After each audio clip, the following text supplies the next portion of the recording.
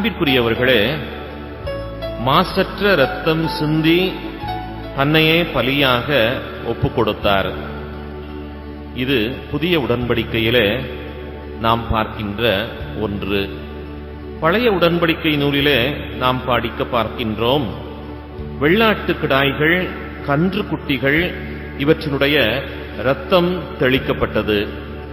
இந்த இரத்தம் தெளிக்கப்பட்ட நிலையிலே அவர்கள் தூய்மையானார்கள் என்று சொல்லப்பட்டிருக்கின்றது. படைக்கப்பட்ட விலங்குகளினுடைய இரத்தம் தெளிக்கப்படுகின்ற பொழுது மனிதர்கள் தூய்மையாவார்கள் என்று சொன்னால், படைத்தவர் தன்னுடைய இரத்தத்தை சிந்தி நம் எல்லாருமே தூய்மைப்படுத்துகின்றார் என்பது மிகவும் ஆசீர்வாதமான ஒன்று. இதனையே இந்த நாளிலே முதலாவது வாசகத்திலே நாம் பார்க்கின்றோம். அவரது சொந்த இரத்தத்தால் நம் ஒவ்வொருவரையுமே மீட்டு தூயகத்திற்குள் நம்மை அழைத்துச் செல்லுகின்றார்.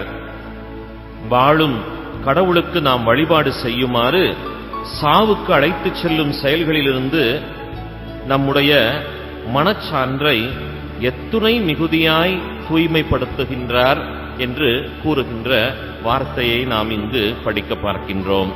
இரண்டாவதாக இந்த நாளிலே நற்செய்தியிலே நாம் படிக்க பார்க்கின்றோம், உணவு அருந்தவும் நேரமில்லாமல் மக்கள் கூடி வந்து கொண்டே இருந்தனால் அவர்களுக்கு போதிக்கவும் அவர்களை குணப்படுத்தவும் இவர் என்றென்றும் அக்கறை உள்ளவராக இருந்தார்.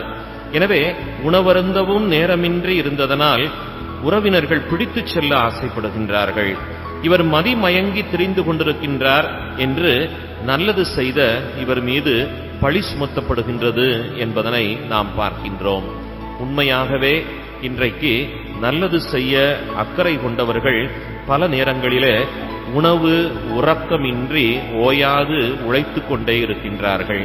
இவர்களை சமூகம் எப்படி பார்க்கிறது என்று சொன்னால், பிழைக்க தெரியாத மனிதன் என்றே சொல்லுகிறது என்பதனை நாம் பார்க்கின்றோம்.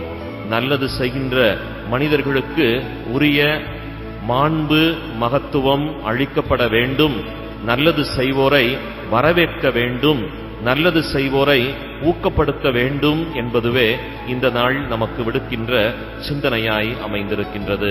எனவே இந்த சிந்தனையோடு இந்த நாளை நாம் இனிய நல்ல நாளாய் மாற்றுவோம்.